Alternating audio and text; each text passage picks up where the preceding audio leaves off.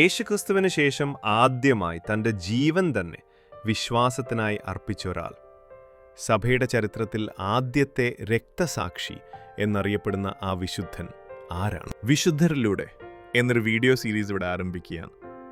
ഇതുവരെയുള്ള കാലഘട്ടത്തിൽ നമുക്ക് ലഭിച്ച വിശുദ്ധരുടെ വിശേഷങ്ങൾ ഇവിടെ പങ്കുവെക്കുന്നതാണ്. സഹോദരരെ, ഇന്ന് നമ്മൾ സംസാരിക്കുന്നത് ക്രൈസ്തവ സഭയിലെ ആദ്യത്തെ രക്തസാക്ഷിയെക്കുറിച്ചാണ്. വിശുദ്ധ സ്തേഫാനോസ് അഥവാ നമ്മുടെ വിശുദ്ധ എസ്തപ്പാനോസ്. റോമൻ കത്തോലിക്ക, ആംഗ്ലിക്കൻ, ലൂതറൻ, ഓറിയന്റൽ ഓർത്തഡോക്സ്, പൗരസ്ത്യ ഓർത്തഡോക്സ് എന്നീ ക്രൈസ്തവ സഭകൾ ഇദ്ദേഹത്തെ വിശുദ്ധനായി വണങ്ങുന്നു. AD 1-നും 5-നും ഇടയിൽ ജനിച്ചെന്നും AD 33-നും 36-നും ഇടയിൽ മരിച്ചെന്നും അനുമാനിക്കപ്പെടുന്നു. ആദിമസഭയിൽ ശിഷ്യരുടെ സംഖ്യ വർദ്ധിച്ചുകൊണ്ടിരുന്നപ്പോൾ പ്രതിദിനമുള്ള സഹായ വിതരണത്തിൽ തങ്ങളുടെ വിധവകൾ അവഗണിക്കപ്പെടുന്നുവെന്ന് ഗ്രീക്കുകാർ ഹെബ്രായർക്കെതിരെ പിറുപിറുത്തിരുന്നു.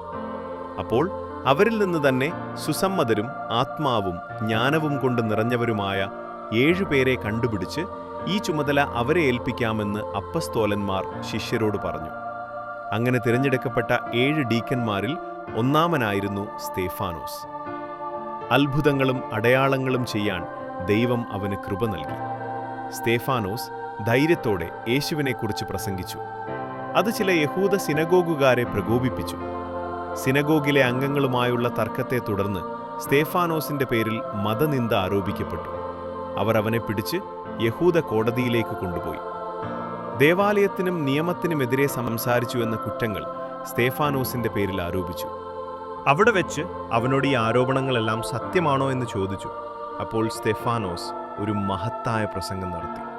ബൈബിളിലെ ഏറ്റവും നീണ്ട പ്രസംഗങ്ങളിലൊന്ന്.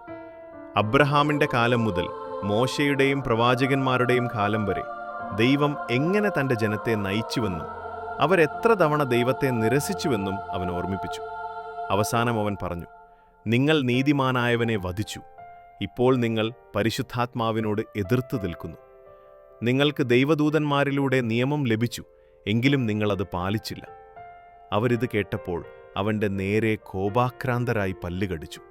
അവരവനെ പുറത്തേക്ക് വലിച്ചിഴച്ചു, നഗരത്തിന് പുറത്തേക്ക് കൊണ്ടുപോയി കല്ലെറിഞ്ഞു.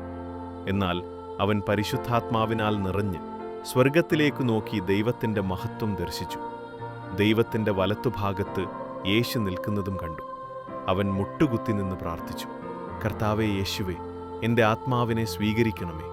പിന്നെ ഉറക്കെ വിളിച്ചു പറഞ്ഞു, കർത്താവേ, ഈ പാപം അവർക്കെതിരെ ചുമത്തരുതേ.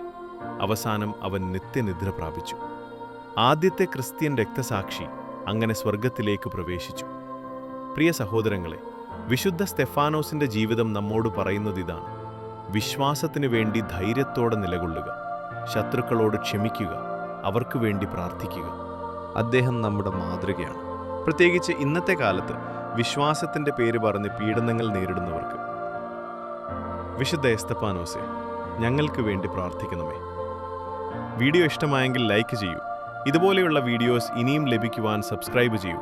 നോട്ടിഫിക്കേഷൻ ലഭിക്കുന്നതിനായി ബെൽ ഐക്കൺ കൂടി അമർത്താൻ മറക്കരുത്. നിങ്ങളുടെ വിലയേറിയ അഭിപ്രായങ്ങൾ അറിയിക്കുന്നതിനായി കമന്റ് ബോക്സിൽ വരും. തെറ്റുകളുണ്ടെങ്കിൽ അത് തിരുത്തി മുന്നോട്ടു പോകുവാൻ നിങ്ങളുടെ സഹായം തീർച്ചയായും വേണം. വേറൊരു വീഡിയോയുമായി വീണ്ടും കാണാം.